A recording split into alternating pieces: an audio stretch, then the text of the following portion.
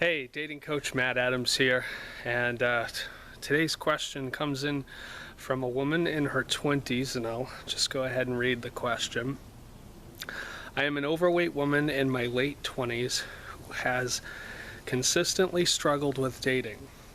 Will losing substantial weight improve my dating prospects? I know that you can't buy love, but can you buy it by losing weight and becoming more physically attractive? So here's the thing.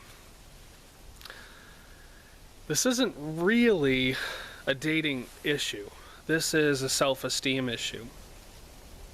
If you're feeling that you're not attractive enough, then you are thinking thoughts that are creating those feelings.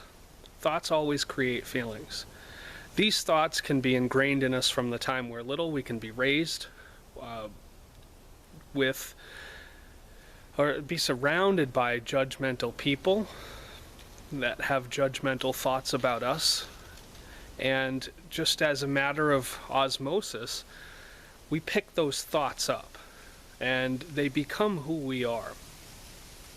However, when we get older, we have to undo these thoughts.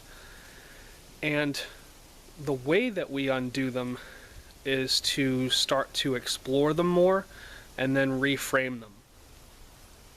So how does that work?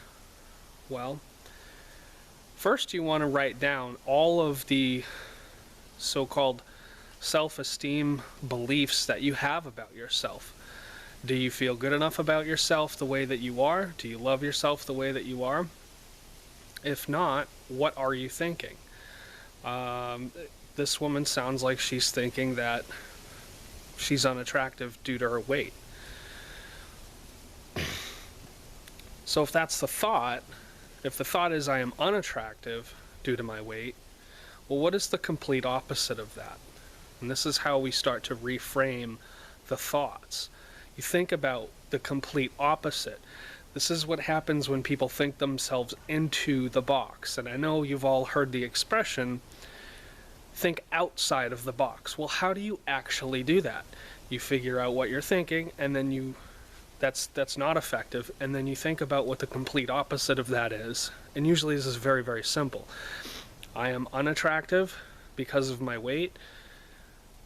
The complete opposite of that would be I am attractive for who I am. Okay, so you can even take weight out of it. You wouldn't want to put those kind of, what's the word I'm looking for? Man. You wouldn't want to attach that kind of limit to it. If you're limiting yourself to your attractiveness by your weight, if you're limiting yourself your attractiveness by whatever. Sometimes women wear makeup to cover up burns. For instance, I had my hair cut yesterday and the woman was wearing makeup to cover up some really bad burns. So that's something she might be self-conscious of. So back to reframing these beliefs. So you flush all of these things out on paper. Okay, you write down a big list of how you feel about yourself. When you see the list, you go through and you don't just write one alternative, new, empowering belief. You write 5. Okay? And this is to get you to expand your realm of possibilities. Okay? As a coach,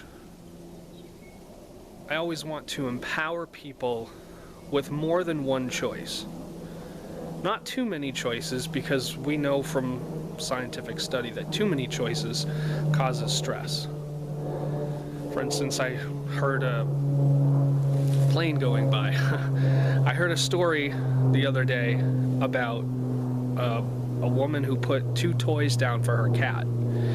And she left the house for a few minutes and she came back and the cat was still there looking at both of them, couldn't decide which one to go with, or which one to play with. So we know that from scientific study that too many choices leads to more stress. But we do want to have more than one choice. And so the woman who's been struggling with her weight and thinking that this is affecting her dating, let's start to create some new choices for you. Let's start to create some new beliefs for you. So the first thing you do, after you write your list, you create one positive, empowering belief that is the opposite of what it is that you've been thinking. Then you go ahead and create two more. Okay? And then for the fourth one, you want to start to stretch your limits. You want to start to think something that you didn't think was possible before. You didn't think that you'd be capable of it. You see, and here's where the growth is. And then for the fifth one, this goes so far beyond your realm of possibilities. So let's just say the limiting belief was around, and this is what it is, a limiting belief. Let's just say the limiting belief was around money. If your limiting belief was around money and you were writing this out for money, the fifth and extremely dramatic in the positive would be, I will hit the lottery for $200 million not once but twice. Okay, now that's really stretching the realm of possibilities for yourself. But when you start to stretch the realm of your own possibilities, you're capable of anything. You become so much more capable. So, to the woman who thinks that dating is hard for her because she's overweight, the only thing that's making dating hard for you is thinking that being overweight is a problem. So that said, everyone has different tastes. There are men who are attracted to skinny women. There are men who are attracted to women who are a little bit bigger than skinny. There are men who are attracted to heavier women. There are men who are attracted to extremely obese women. Why not just be happy with yourself the way that you are? Why isn't that good enough? You are good enough. You are good enough the way that you are. You need to start sending yourself some love. Yeah. You need to start sending yourself some love. That part of you that thinks that you're broken, send it some love. Okay?